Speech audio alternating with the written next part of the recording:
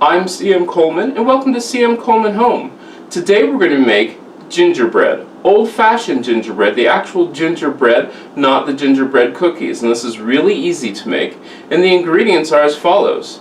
2½ cups of flour, half a teaspoon of baking soda, 1 teaspoon of ginger, 1 teaspoon of ground cinnamon, and that's also ground ginger, and 1/2 a teaspoon of ground cloves. Then you're going to need 1/8 of a teaspoon of salt, 1/2 cup of raw sugar, 1/2 cup of butter, 1 egg, 1 cup of unsulfured molasses, and 1 cup of hot water. Alright, for just a second I'm going to talk about this molasses. The molasses is very important because it needs to be unsulfured molasses, and I just recently found out there's a difference between unsulfured molasses, sulfured molasses, and black strap molasses. Black strap molasses are the less sweet of all of them. Sulfured molasses are semi-sweet, and then unsulfured molasses are the most sweet. So what we're going to do is we are going to take our 2½ cups of flour. I'll add my baking soda, ginger, cinnamon, and ground cloves.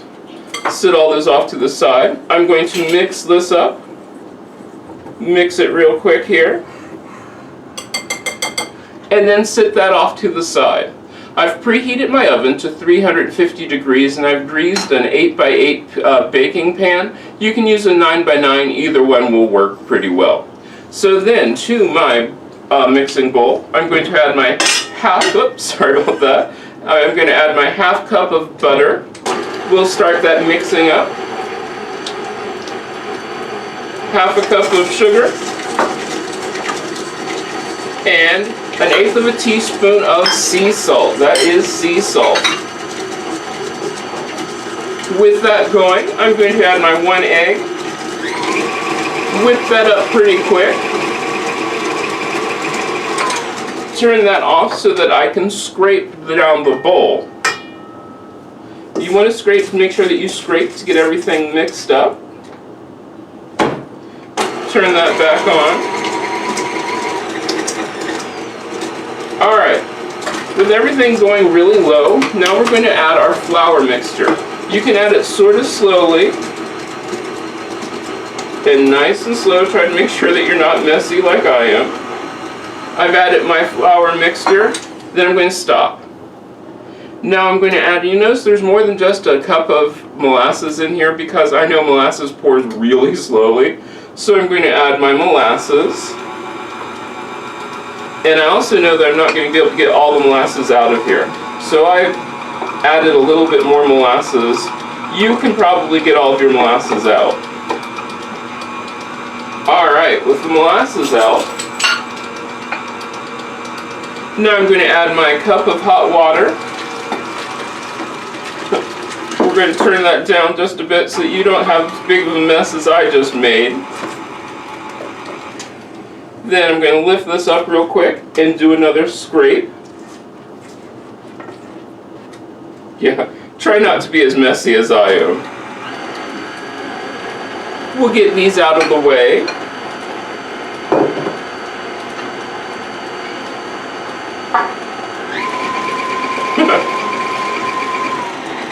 Once that's all come together, we'll lift this up. Take the beater out.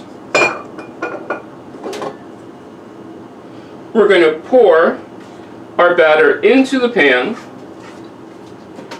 Once again, scraping to make sure that we get all the batter into the pan. I will then put this into an oven and bake it for 1 hour, or until a cake tester is put into the center of it and it comes out clean. So I will see you back here in 1 hour.